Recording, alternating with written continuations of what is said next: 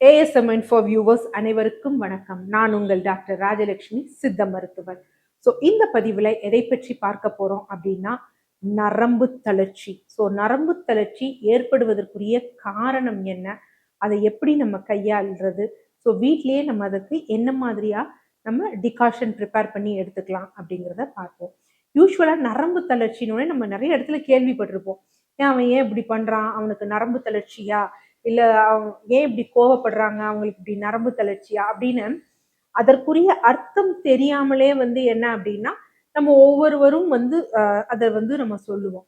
யூஸ்வலா நரம்புகள் அப்படிங்கிறது என்ன அப்படின்னு பாத்தீங்கன்னா, மூளையில் இருந்து, அதாவது நம்ம கிட்ட இருந்து எல்லா இடத்துல இருந்தும் இன்புட்டை வாங்கி அதை மூளைக்கு கொண்டு போகும். மூளை அதை அலசி ஆராய்ந்து எப்படி நம்ம ரியாக்ட் பண்ணணும், எப்படி நம்ம செயல்படணும் அப்படிங்கிற அவுட்புட்டை நரம்புகளின் வழியாக கொடுக்கும்.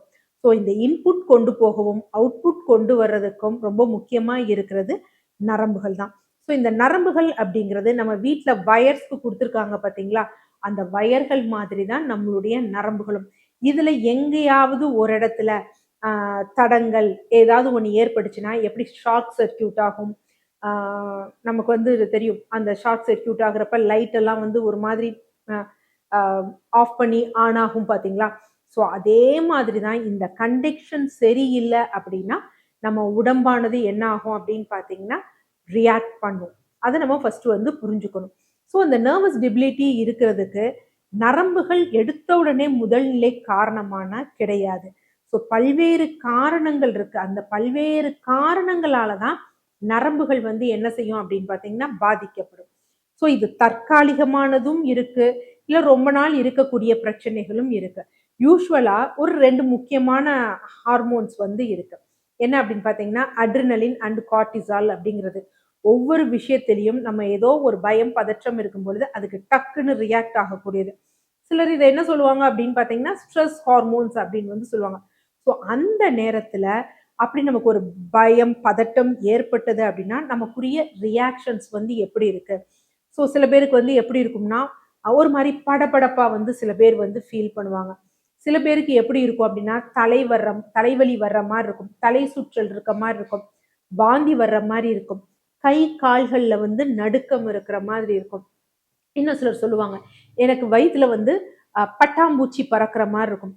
ஆக்சுவலா ஹார்ட்ல பட்டாம்பூச்சி பறக்கிற மாதிரி இருந்தது அப்படின்னா அது நல்ல ஒரு ஹார்மோனுக்குரிய அறிகுறி, அது சந்தோஷமான ஒரு விஷயம். ஆனா அதே பட்டாம்பூச்சி வயிற்றுல போய் பறந்தது அப்படின்னா நமக்கு நரம்பு சம்பந்தமான பிரச்சனைகள் இருக்கு அப்படிங்கிறது. இது உளவியலாவும் ஏற்படக்கூடிய ஒரு விஷயம்தான். அப்ப இந்த மாதிரி இருந்ததுன்னா நம்ம பார்க்கணும் என்ன காரணம்.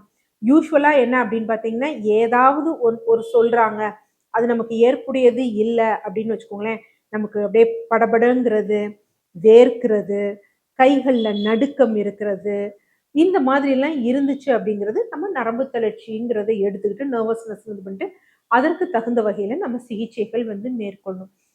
உணவை பொறுத்த வரைக்கும் நரம்புனாலே என்ன அப்படின்னு பாத்தீங்கன்னா விட்டமின் B6, விட்டமின் B12 இந்த சத்துக்கள் உள்ள உணவுக்கு நம்ம இம்பார்ட்டன்ஸ் கொடுக்கணும்.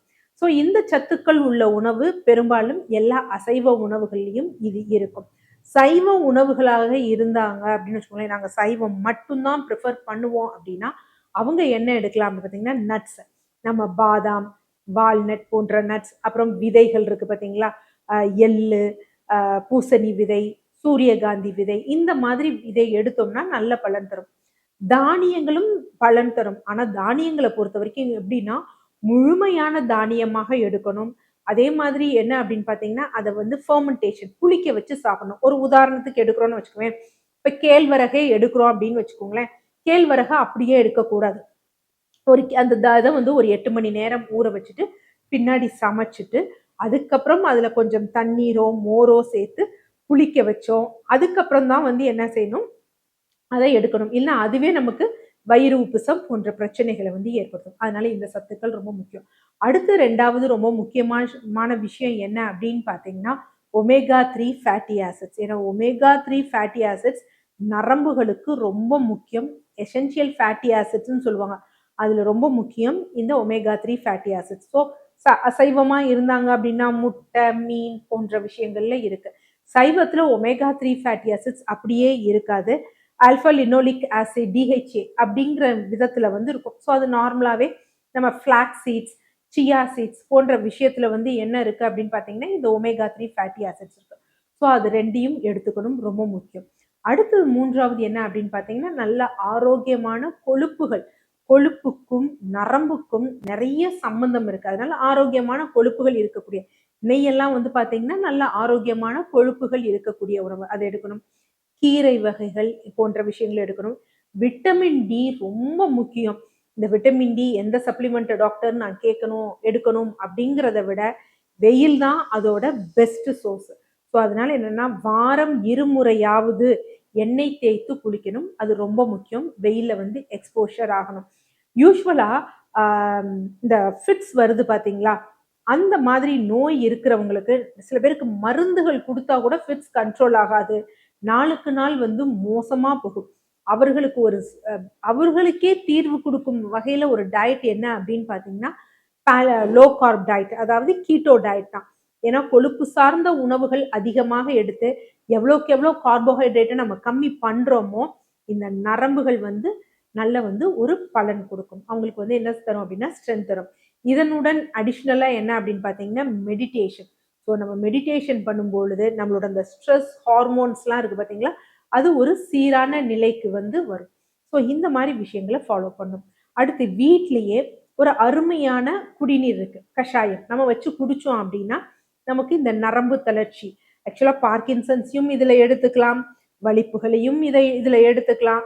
அதே மாதிரி யூஸ்வலா சொல்லக்கூடியது பயம், பதட்டம், எக்ஸாம்னா கை கால் நடுக்கம் வர்றது, ஏதோ ஒண்ணு யோசிச்சோம்னா பயம் பதட்டம் வரவங்க இவங்க எல்லாரையுமே இந்த நரம்பு தளர்ச்சிக்குள்ள வந்து நம்ம கொண்டு வந்துக்கலாம். ஸோ அதற்கு அற்புதமானது என்ன அப்படின்னு பார்த்தீங்கன்னா முருங்கை இலை கஷாயம். ஸோ இதுக்கு என்ன தேவை அப்படின்னா முருங்கை இலை, அடுத்து எள்ளு பிண்ணாக்கு, ஏலக்காய் வந்து எடுத்துக்கணும். முருங்கை இலை வந்து எவ்வளவு எடுக்கணும்னா நல்லா ஒரு கைப்பிடி முருங்கை இலையை வந்து எடுத்துக்கணும். இதனுடன் எள்ளு பிண்ணாக்கு நல்லா பொடி பண்ணிட்டு ஒரு 10 கிராம் வந்து எடுத்துக்கணும். ஏலக்காய் 5 கிராம் எடுத்துக்கணும், அதையும் தட்டிக்கணும். இது எல்லாவற்றையும் ஒரு சின்ன மண் சட்டியில போட்டுட்டு ஸோ அதனுடன் என்ன அப்படின்னா ஒரு 1/2 லிட்டர் 500 ml தண்ணீர் போட்டு நல்லா கொதிக்க விடணும். கொதிக்க விட்டு ஒரு 150 ml வந்தா வடிகட்டி வந்து நம்ம எடுத்துக்கணும். ஸோ எடுத்து எப்போ குடிக்கணும் அப்படின்னா தினமும் காலை வெறும் வயிற்றுல குடிச்சிட்டு வரணும். ஸோ இது மாதிரி தொடர்ந்து குடிக்கும் பொழுது நமக்கு என்ன ஆகும் அப்படின்னு பார்த்தீங்கன்னா இந்த நரம்பு தளர்ச்சி அப்படிங்கிறது குறையாகும். நீங்க எந்த முறை மருத்துவம் ஃபாலோ பண்ணாலும் இதை எடுத்துக்கலாம். ஆனா எடுத்துக்கொள்ளும் முன்பு உங்க கல்லீரல் சிறுநீரகம் சீரா இருக்காங்கிறத பார்த்துக்கோங்க. ஏன் டாக்டர் அப்ப இதை எடுத்தா கல்லீரலும் சிறுநீரகமும் பாதிக்கப்படுமானா நிச்சயம் கிடையவே கிடையாது. என்ன அப்படின்னு பாத்தீங்கன்னா இன்றைக்கு நிறைய மருந்துகள், உணவு முறைகள் எல்லாம் தவறா இருக்கும் பொழுது நிறைய பேருக்கு அவங்களுக்கே தெரியறது இல்ல அவங்க கல்லீரலும் சிறுநீரகமும் பாதிக்கப்பட்டிருக்கணும். ஸோ இதை எடுத்த உடனே என்ன ஆகும் அப்படின்னு பாத்தீங்கன்னா நாளைக்கு யாரிடமாவது நம்ம போறோம் ஒரு சிகிச்சை எடுக்க போறோம்னா ஏன் இந்த மாதிரி வந்துச்சுன்னா பொதுவா கேட்கிற கேள்வி என்னன்னா மாற்றுத்துறையில் இருக்கக்கூடிய மருத்துவர்கள் நீங்க என்ன பண்ணீங்க, சித்தா மெடிசன்ஸ் எடுத்தீங்களா இல்ல அந்த உணவு முறை ஏதாவது ஃபாலோ பண்ணீங்களா அப்படின்னு. ஆமா முருங்கைக்கீரை சூப்பு குடிச்சேன் அப்படின்னோடனே அதனாலதான் உங்களுக்கு சிறுநீரகம் பாதிப்படைஞ்சது, அதனாலதான் உங்களுக்கு கல்லீரல் பாதிப்பு அடைஞ்சது அப்படின்னு வந்து பாத்தீங்கன்னா பழியை தூக்கி போட்டுருவாங்க. ஸோ நம்முடைய பாரம்பரிய மருத்துவத்தின் மீதும் இந்த அற்புதமான உணவு முறையின் மீதும் பழி வரக்கூடாது. அதற்காக தான் சொல்றேன். நீங்க அதை பார்த்துட்டு அது நார்மலா இருந்தா தாராளமா எடுத்துக்கோங்க, எந்த பிரச்சனையும் வராது. ஸோ ஈவன் இந்த நரம்பு சம்பந்தப்பட்டதுல நிறைய பேருக்கு பார்வை குறைபாடு கூட வரும்.